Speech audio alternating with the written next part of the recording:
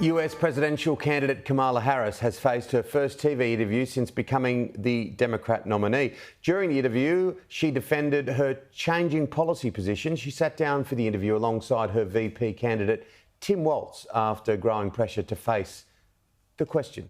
Harris and Tim Walz take questions in their first big interview of their campaign. Major night in American politics. The headline was that it was happening at all. Hello. It was a first TV interview for Kamala Harris in her new role.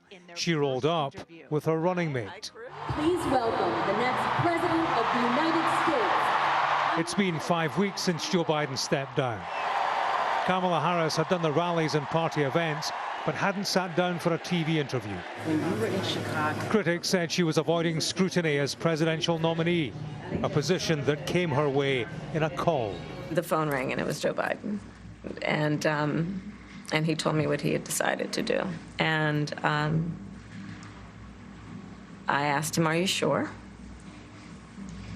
And he said yes. There were questions for a Democratic candidate who has changed her mind on key election issues like fracking and decriminalising illegal entry at the US border. Right.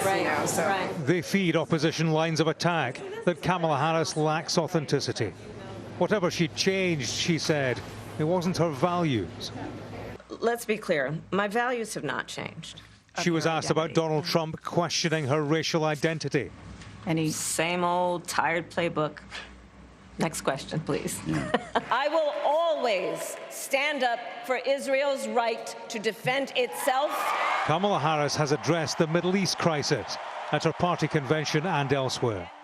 Here, she addressed the suggestion of a change in US policy towards Israel. Let's get the hostages out. Let's get the ceasefire done. But no change in policy in terms of arms and so forth.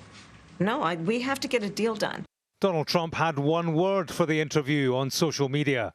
He had more to say on stage. But she was sitting behind that desk, this massive desk, and she didn't look like a leader to me, I'll be honest. I don't see her negotiating with President Xi of China.